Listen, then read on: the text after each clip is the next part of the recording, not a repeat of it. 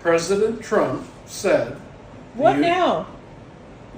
What did he say? President Trump said the United States invented everything.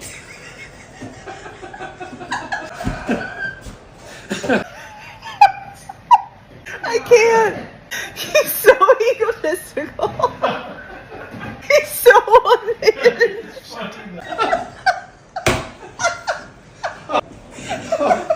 Oh my God, my stomach hurts.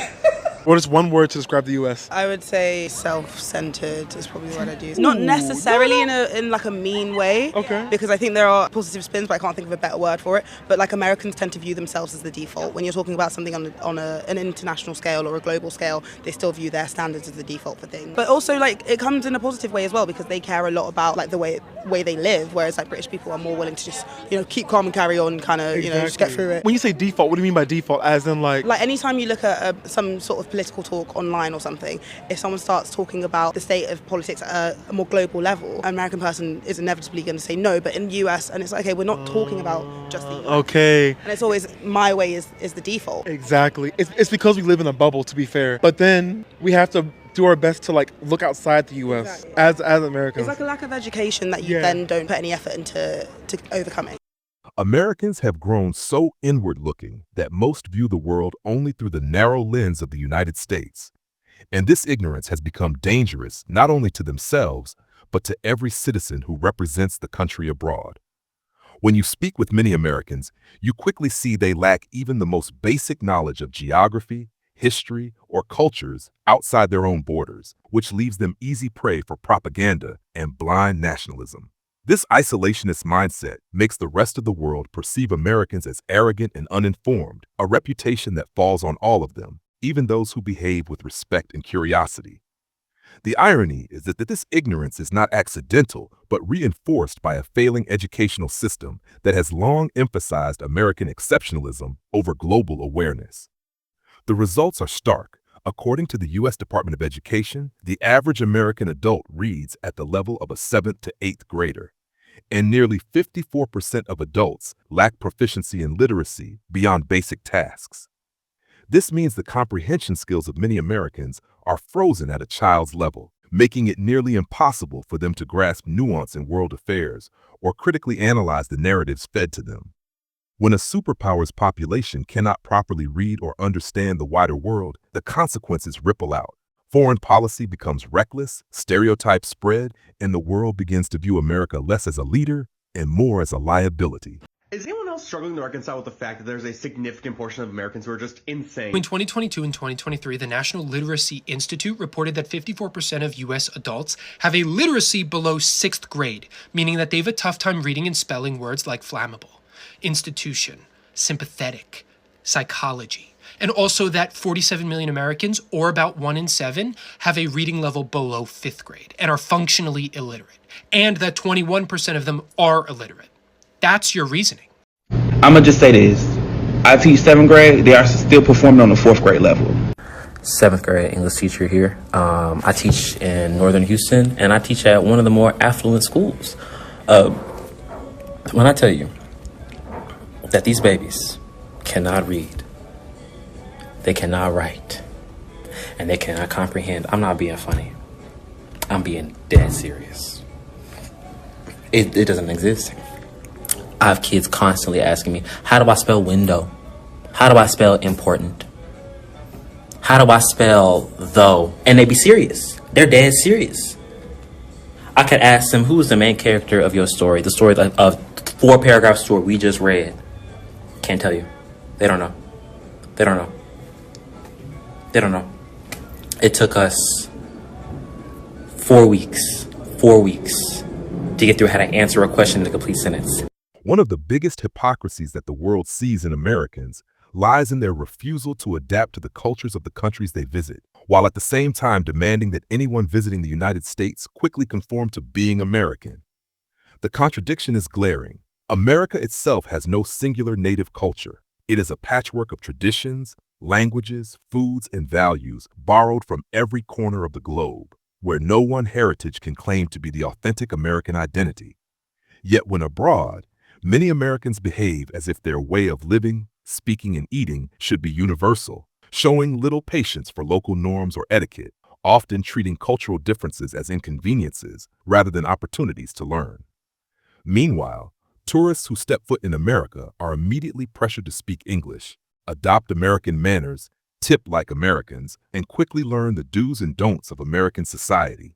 This double standard exposes a deep insecurity in American identity itself, because if the United States is truly built on every culture, then the arrogance of acting as though American is superior abroad makes no sense.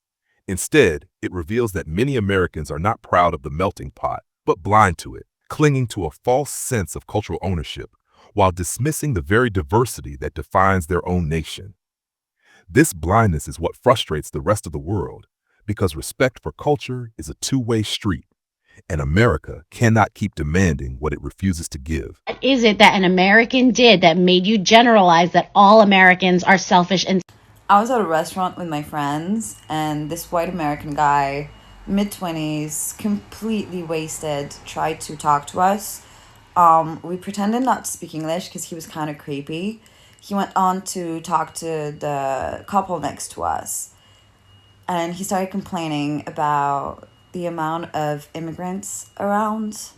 He was talking about Mexicans. We were in Mexico. You guys are making it so hard.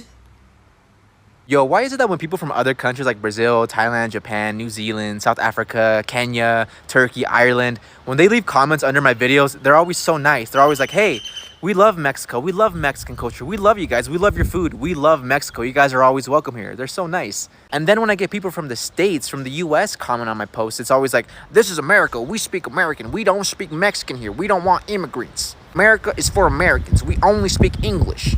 Go back to your country if you don't like it. Stay in Mexico. Like, so much hostility. Like, we're neighbors, bro. Come on. But then I realized that Americans are also like that to all those other countries. If you hate it so much, go back to your third world country. Go back to Africa, even though Africa is a continent. Yeah, well, we don't speak that here. We speak American. We speak English. We don't speak Chinese, even though someone's from Japan. They tell people, go back to Mexico, even though they're like Brazilian or from like El Salvador or like Peru or something. They're not Mexican. Go back to your Arab country, even though they're like from India. I mean, it's just like, oh my gosh, you know, they're like that to every other country, not just Mexico. But anyways. I have some friends visiting Australia right now, and they said Australians tend to think of America as a joke because of its current leadership. Well, I wanted to confirm this. I have several Australian friends, so I decided to ask one of them what Australians think about America. His name is Monty Dwyer. He's a writer. In fact, he was in this country with his wife earlier this year, working on a book about American politics. When it comes out, I'll let you know, so that you can pick up a copy. At any rate, he emailed me his answer, and this is part of it. I just wanted to read it to you. This is what Australians think about America. Your friends are telling you we think America is a joke, and on a superficial level, I guess that's true. But anyone who digs a little deeper will find that mirth turning to sadness. To witness a country we've all looked up to for so long, so obviously being led down the path to authoritarianism by a self-serving criminal and his merry band of sycophants and deviants, is heartbreaking. Your system is rotten to the core, mate, and it's hard to see even a slow fix, let alone a quick one. This Epstein business is a perfect example of the extent of the rot. It's riddled right through every layer of power, and only complete disclosure will repair even some of the public's distrust and disdain, and I have my doubts that that will ever happen. That is what Australians think of America, according to Monty. You know what? I think he's right. My biggest concern about raising an American child is the perception of Americans. So I'm a Brit living in Orange County in Southern California, and I often get asked this question, how I feel about raising a British/American child in America and potentially in England in the future. And my biggest fear is just the way that Americans are perceived. Often on my comments I will have people stating that Americans are stupid and they're thick and they're loud, and just so many negative comments. My children are American, and that is really concerning that that's the kind of hate that they're going to get out in the world. I've also had people commenting who've had American-born children and moved back to England, and the kind of hate that their children have received in England. You know, people just making extremely negative comments about the fact that they are American or about Americans. And I think that because I speak with a British accent, people think, oh, well, your children aren't American. They are. They were born in America, and more than likely will live in America numerous times throughout their lives. You know, they were born here, they live here right now, potentially we will go back to England, but potentially they will choose to live here. And I just think, I can't imagine coming from somewhere where everybody is so negative about just where I'm from and so presumptuous about my personality and who I am. And that is scary to raise kids who are American. You know, if we stay here, our children will have an American accent, more than likely. At the moment they say mummy, not mommy, but in the future they are potentially going to speak with an American accent, and the hate that they might receive just for that accent, it's concerning. I lived in France for a little bit more than 9 years, traveled to quite a few different European countries, and almost every American tourist that I met while I was there was trying to go above and beyond and be extra polite and make an extra effort, even if they were using Google Translate, to speak the language, because they didn't want to push that stereotype or fall into the stereotype of the rude American. There were a few notable exceptions, but you have buttheads and idiots in every single country. There's not a single country where everybody is just super polite and super cool. But one day I was in a little cafe in Montpellier, and I overheard this couple that was speaking in English to the restaurant. I assume he was the manager or some sort of assistant clerk, something important. He was talking to them at the cash register, trying to explain things to them. They were refusing to try to speak French. The manager offered to get out Google Translate, and they're like, no, speak English. And they were forcing English on this guy, right? And so the manager, I can tell, is getting a little bit frustrated. This couple is being incredibly rude. And I hear the manager tell his other work colleague, like, oh my gosh, these stupid Americans, they're so rude, they won't even try to speak French. And he was totally crapping all over Americans and American culture. But this couple was not American. They were Finnish. They were talking about their flight back to Helsinki. I'd heard them talking earlier. They were 100% very much Finnish. They had a pretty strong accent while they were speaking English to this French manager. But because the French manager didn't speak well, all he heard was people, an English-speaking couple that was really rude, and so he assumed they were American. That happened to me once, and I thought that was like an uncool coincidence. But it was a pattern that kept happening over and over. I saw this happen multiple times while I was on business trips up to Paris. As soon as the English-speaking person was refusing to speak French in France, or as soon as they were being nasty or rude, the French people around them would be like, oh, les Américains. And it was not Americans. Like, one guy had a very clearly Scottish accent that was so thick, I, as an American, was having a hard time understanding him. My theory is that, well, yes, there are absolutely Americans that go abroad who think they are just the center of the universe and that everybody should bow down to them and they don't make any effort to assimilate to the culture where they're staying. But also because English is so widely spoken and it's kind of become a almost universal tourist language, we get also all of the reputations from the other jerks from other countries piled on top. The global reputation of Americans has fallen so far that any rude or entitled English-speaking tourist, even if they are British, Canadian, or Australian, is almost always assumed to be American. This reflex shows how deeply negative the stereotype has become. America has become shorthand for arrogance, ignorance, and disrespect abroad. That is dangerous because it means the behavior of one reckless American, or even someone mistaken for one, poisons how the world views all Americans, including the respectful and well-behaved. The stakes are higher than most realize. The United States is no longer untouchable. Its global influence is slipping, and its economy, politics, and social fabric are visibly unraveling. When the day comes that America is no longer the dominant superpower, its people will not be shielded by the privilege of their passport. Many will find themselves seeking opportunities overseas, and the cold truth is that their past reputation will follow them. A nation that failed to respect others while it stood tall cannot expect warmth or welcome once it falls. If Americans do not confront this cultural arrogance now, they will pay the price later, because the world has a long memory and patience with America is already running out. Yo, so I partially agree with this, but it's two ways to look at this. One is that Americans are so arrogant, especially Black Americans, that we think that the world is the US.